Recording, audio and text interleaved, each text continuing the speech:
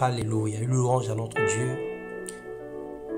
Jeune homme, jeune frère, jeune sœur, jeune fille, vieillard et enfant, louons le nom de l'Éternel car son nom est seul élevé, sa majesté est au-dessus de toute la terre et sa présence remplit les cieux, l'univers tout entier. Nul n'est plus grand que le Seigneur et quel que soit ton âge, quel que soit ce que tu es dans la société, tu es appelé à louer le Seigneur et à lui rendre des actions de grâce. Alors ce matin, nous disons un grand merci à notre Dieu pour avoir permis cette opportunité de pouvoir partager encore la parole de Dieu. De là où vous êtes, soyez bénis, que le Seigneur vous accorde sa grâce et sa paix. Alors ce matin, nous allons partager sur la réciprocité. La réciprocité est une valeur sûre d'une vie d'ensemble ou d'une vie communautaire. Nous allons savoir ce que c'est. Dans Éphésiens 6, le chapitre 1 à 9, il est écrit « Enfants, obéissez à vos parents, selon le Seigneur, car cela est juste. Et vous, pères, n'irritez pas vos enfants, mais élevez-les en les corrigeant et en les instruisant selon le Seigneur.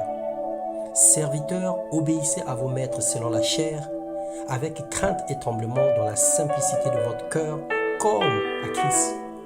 Et vous, maîtres, agissez de même à leur égard et abstenez-vous de menaces.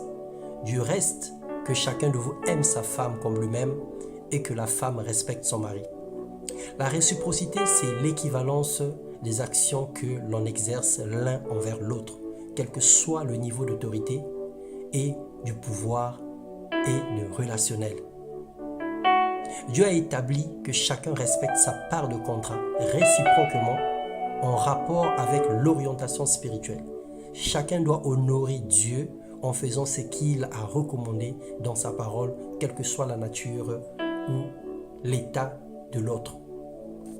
Dans 1 Pierre, le chapitre 2, le verset 17, il est écrit « Honorez tout le monde, aimez les frères, craignez Dieu, honorez le roi. Serviteurs, soyez soumis en toute crainte à vos maîtres, non seulement à ceux qui sont bons et doux, mais aussi à ceux qui sont d'un caractère difficile. » Alors, il n'y a pas de raison de dire que je vais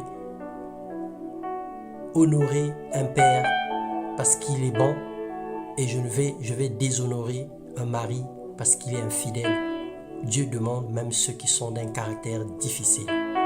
En honorant les autres, nous obéissons à la parole de Dieu. Nous accomplissons les Écritures et Dieu en retour nous honore. La réciprocité selon Dieu, c'est respecter ses engagements en ce qui concerne le respect et la considération envers les autres. Avant d'exiger aux autres leurs devoirs, assurons-nous d'avoir respecté leurs droits. Quel que soit votre niveau d'autorité, le respect est réciproque et cela envers tous, même ceux d'un caractère difficile. Alors que Dieu fasse de nous des hommes et des femmes merveilleux, afin que nous prenions soin des uns des autres.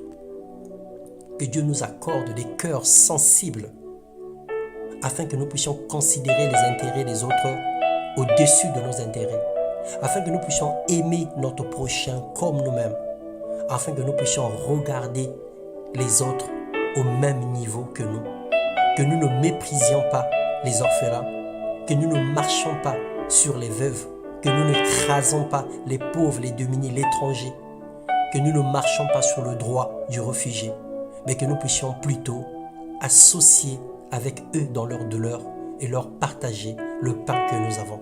Que le Seigneur nous bénisse et qu'il nous accorde la longévité à cause de l'obéissance que nous avons, à cause du soutien que nous pouvons apporter les uns envers les autres, dans le nom puissant de Jésus. Amen.